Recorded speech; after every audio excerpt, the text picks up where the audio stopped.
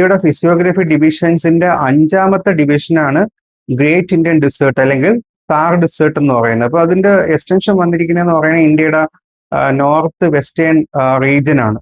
അതായത് രാജസ്ഥാൻ, അതോടൊപ്പം തന്നെ ഗുജറാത്ത്, അതോടൊപ്പം തന്നെ നമ്മൾ ഹരിയാന, പഞ്ചാബ് റീജിയനിലും കൂടെ ഈ ഇന്ത്യയുടെ ഈ താർ ഡിസേർട്ടിന്റെ എക്സ്റ്റൻഷൻ വരുന്നുണ്ട്.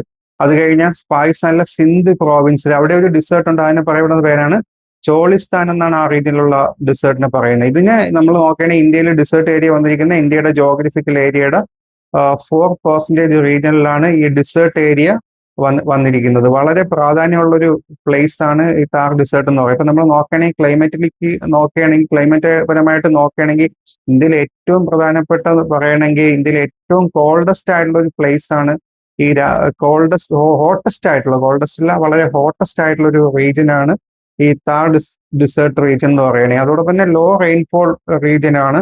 അതോടൊപ്പം തന്നെ അവിടെ എരിഡ് ആയിട്ടുള്ള സോയിൽസ് ആണ്. പക്ഷേ ചില ക്രോപ്സുകളൊക്കെ ഇന്ത്യയിൽ ധാരാളം ഉൽപ്പാദിപ്പിക്കുന്നുണ്ട്. ഇപ്പൊ നമ്മൾ നോക്കുകയാണെങ്കിൽ ഡ്രൈ ക്രോപ്പ്, അതായത് ഖാരിഫ് സീസണിൽ കൾട്ടിവേറ്റ് ചെയ്യുന്ന ഒരു ക്രോപ്പാണ് ഡ്രൈ ക്രോപ്പ് ആയിട്ടുള്ള ബജ്റ ഏറ്റവും കൂടുതൽ ഇന്ത്യയിൽ ഉൽപ്പാദിപ്പിക്കുന്ന ഒരു പ്രദേശം എന്ന് പറയുകയാണെങ്കിൽ ഈ രാജസ്ഥാൻ ഡിസേർട്ട് ആണ്.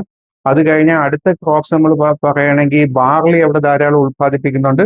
പിന്നെ രാജസ്ഥാന്റെ നോർത്തേൺ റീജിയനിൽ വന്നിരിക്കുന്ന ഒരു പ്രദേശമാണ് ഗംഗാനഗർ ഡിസ്ട്രിക്ട്സ്.